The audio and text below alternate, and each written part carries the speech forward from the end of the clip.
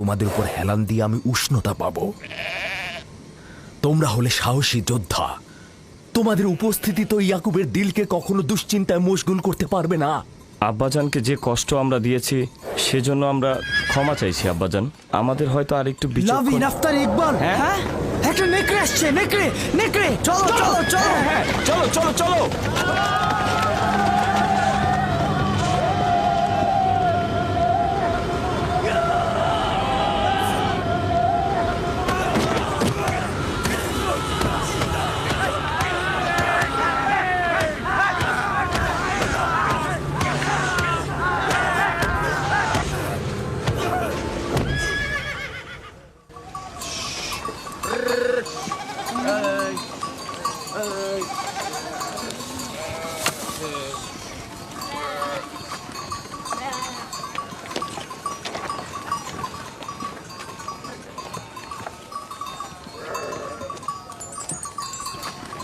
এটাকে কে হত্যা করলো? আমরা সবাই মিলে এটাকে মেরেছি।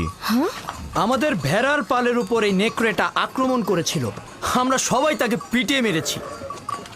নেকড়েটা যদি তোমাদের উপর হামলা করত? তার আগেই আমরা ওটাকে শেষ করে দিয়েছি। সে যাই হোক, খোদা আমার এই পাগল আর ভয়হীন বাচ্চাদের কল্যাণ করুক।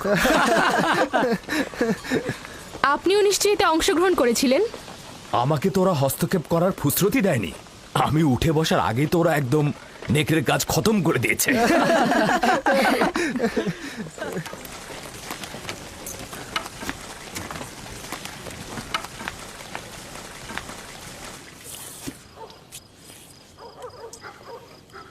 আমরা দুপুরের খাবারের তদারকি করছিলাম, হঠাৎ ভেড়া আতঙ্কিত হয়ে এদিক ওদিক ছুটতে লাগলো। তারপর একটি বড় নেকড়ে হামলা করলো। আর সঙ্গে সঙ্গে আমরাও তার উপর হামলা করলাম। এটা তো অনেক বিপজ্জনক কাজ। এত বিপদের মধ্যে তোমরা কেন গেলে? এটা তো খুবই সহজ হিসাব। নেকড়েটা আমাদের ভেড়ার উপর হামলা করেছে, আমরা ওর উপর হামলা করেছি। যার কাছে যা ছিল তাই দিয়ে হামলা করেছি, লাঠি দিয়ে পাথর দিয়ে থেতলে দিয়েছি। প্রথম তো আমি লাঠি দিয়ে আঘাত করলাম, তারপর লাভি পাথর দিয়ে আঘাত করলো, পালাবার কোনো সুযোগই দিলাম না। আমার দিকেও তেড়ে এসেছিল, কিন্তু আমি যদি ভয় পেতাম তাহলে আমাকেই হামলা করতো। ইস, আমি যদি থাকতে পারতাম। আব্বাজান, আমাকে অনুমতি দিন, আমিও ভাইদের সাথে মরুভূমিতে যেতে চাই। না আমার অন্তর, এখনো তুমি অনেক ছোট, আর একটু বড় হও তারপরে যাবে। খাও। শামুন, লভি, ইয়াহুদা, বাইরে এসো। চলো চলো চলো চলো চলো চলো হবে, এসো আমিও যাই। যাও। এসো এসো। আসছি আসছি। যাও আমার পুত্ররা, যাও, ক্যানানের কুকুরগুলোকে আতঙ্ক মুক্ত করো।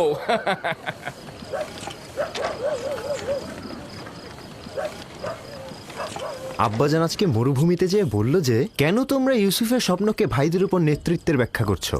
স্বপ্নের ব্যাখ্যা তো এটাও হতে পারে যে ইউসুফের ভালোবাসা তার ভাইদের প্রতি আরো বেশি হতে পারে। হতে পারে, হতে পারে ইউসুফ তোমাদের আরো বেশি ভালোবাসবে। হ্যাঁ আম্মাজান, ইউসুফ তো আমাদের সবাইকে অনেক ভালোবাসে, তাই না ভাই?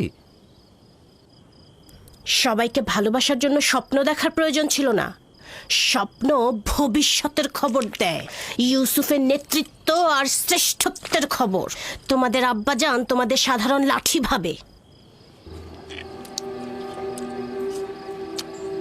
এ কথা বিশ্বাস করো না। তোমার আব্বাজান আসলে তোমাদেরকে নীরব রাখতে চাইছে। বেলহে বলেছে এই স্বপ্নের যদি হাকিকত থাকে তাহলে সেটা হবে তোমাদের উপর ইউসুফের নেতৃত্ব আর কর্তৃত্ব। মনে রাখবে। কিন্তু আমরা তো ইউসুফের সাথে খেলেছি, আমাদের তো এমনটা মনে হয়নি। বোকার দল, তোমাদের পিতা চায় না তোমাদের সাথে ইউসুফের কোনো বিদ্বেষ থাকুক।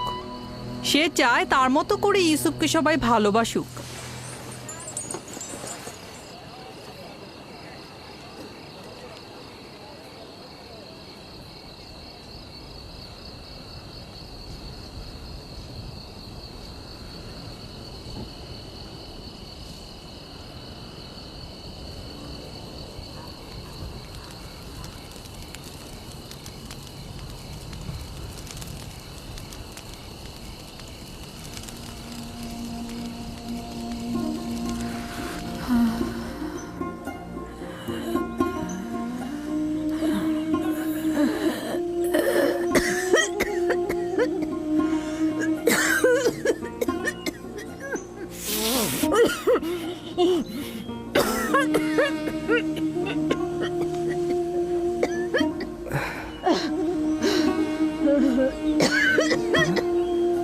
ফুফুজান,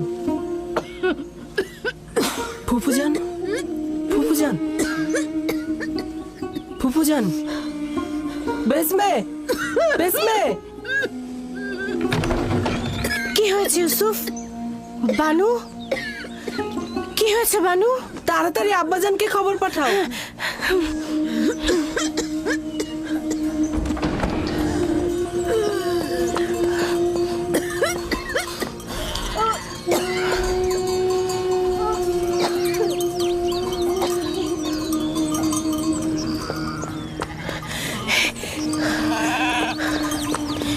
হে খোদার নবী, হে খোদার নবী, আপনার বোন ফাইকের অবস্থা ভালো না। তাড়াতাড়ি আসুন, তাড়াতাড়ি আসুন।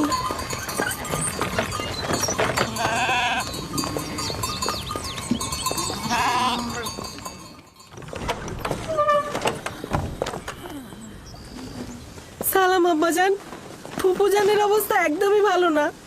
বোন আমার, কি হয়েছে তোমার?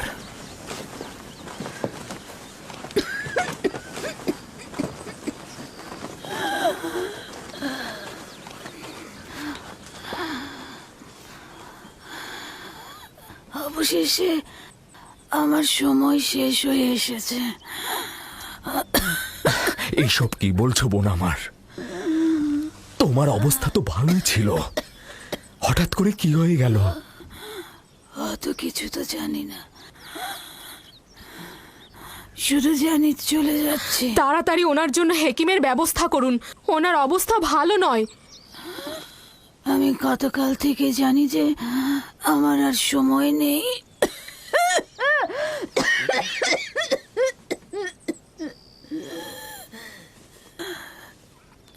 তোমরা সবাই আমার কথা শোনো। গতকাল যখন বাড়ি থেকে চলে আসার জন্য পিড়াপিড়ি করছিলে, তখনই আমার বোঝা উচিত ছিল। এই দুনিয়ায় আমার কিছুই নেই, যা আছে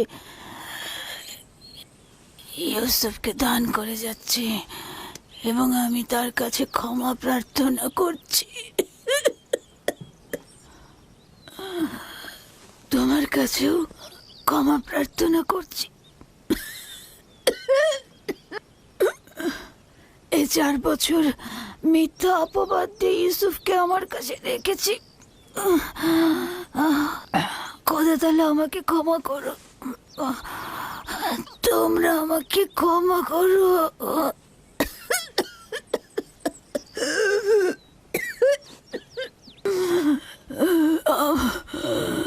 আমার ইউসুফ চোর না,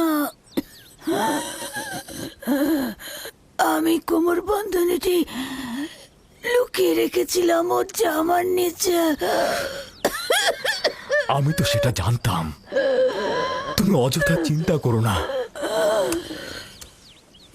সবাইকে বলে দেবে আমার ইউসুফ চোর ছিল না, কখনো না। এটা ভেবে তুমি কষ্ট পেও না। আমি একটু তোমার সঙ্গে একা কথা বলতে চাই।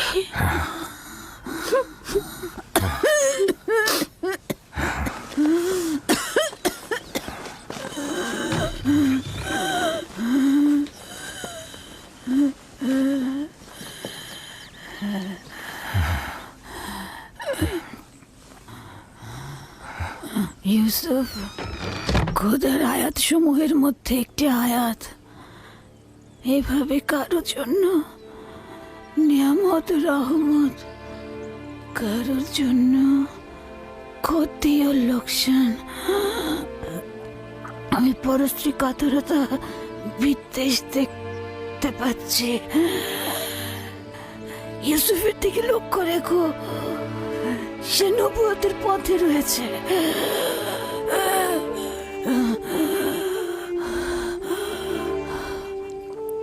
মুহূর্তের জন্য তাকে একা করো না,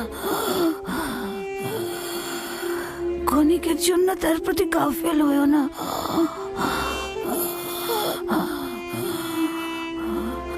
তাকে নিজের সঙ্গে ঘুম পাড়াবে, কোথাও একা পাঠাবে না।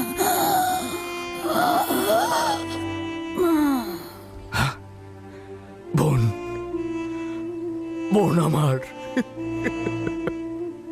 তোমার সফর কল্যাণময় হোক, তোমার সফর কল্যাণময় হোক। আমার সালাম আমাদের পিতা ও মাতাকে পৌঁছে দিও। রাহেলকেও আমার সালাম দিও। আমাদের দাদা ইব্রাহিম নবীকেও আমার সালাম পৌঁছে দিও।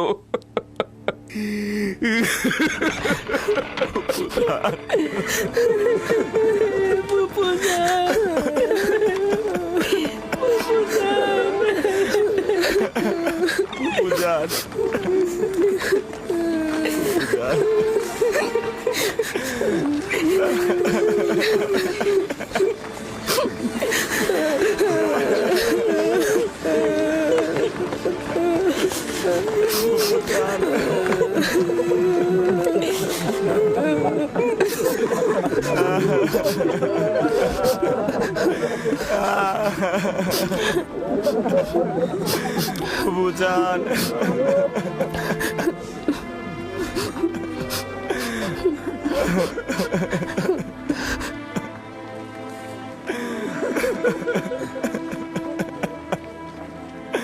ফুপুজান,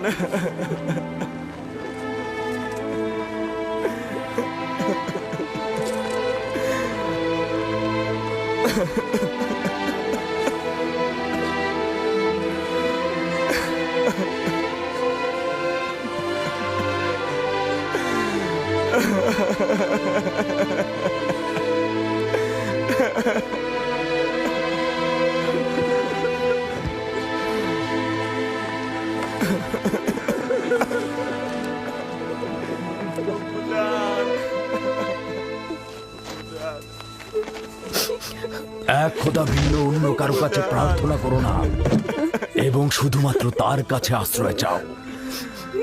যা কিছু চাও শুধু তার কাছে চাও।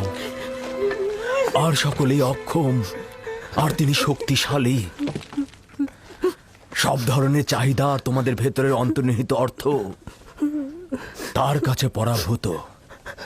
একমাত্র প্রত্যক্ষদর্শী এবং সকল ক্ষেত্রে যার উপস্থিতি, তিনি হচ্ছেন উনি। যদি সঙ্গী চাও তাহলে তিনিই হচ্ছেন তোমাদের সঙ্গী, তোমাদের অভিভাবক। যদি সংরক্ষক ও প্রহরী চাও তাহলে তিনিই তোমাদের তত্ত্বাবধায়ক। যদি নিয়ামত দানকারী চাও তবে তিনি তোমাদের নিয়ামত দানকারী এবং পরওয়ারদিগার। এবং যদি উপদেশ ও নসিহত চাও তবে তিনি তোমাদের উপদেশ দাতা ও উত্তরাধিকারী। যা কিছুই মাখলুকাতের কাছে অন্বেষণ করো তার সবকিছুই একজনের কাছে রক্ষিত। আফসোস, খোদা ভিন্ন যদি অন্য কারো কাছে হস্ত উত্তোলন করো তাহলে অগণিত মাখলুকাত অপমানিত হবে। যদি কাল বা পরশু কেয়ামতের দিন খোদাবন্ধ ইনসাফ সহ জাহের হন তাহলে তো অসংখ্য পর্দা ছিন্ন ভিন্ন হয়ে যাবে। যদি তিনি ইনসাফ সহকারে সৃষ্টির দিকে নজর দেন, যদি কেয়ামতের দিন খোদাতালা মজলুমের আর্তনাদ শোনেন তাহলে অসংখ্য গুনাহগার আমির ওমরা পাপি তাপি বন্দী হয়ে যাবে। অতএব আখেরাতের সফরের জন্য রসদ সঞ্চয় করো এবং কাল কেয়ামতের জন্য নিজেদের আমলকে সংশোধন করে নাও। ফায়েকের মতো সবাই সফরের জন্য প্রস্তুত হও, কেননা সকলকে এই পথেই যেতে হবে। চলো সবাই ফায়েকের আত্মার মাগফিরাত কামনা করে একসঙ্গে দোয়া করি।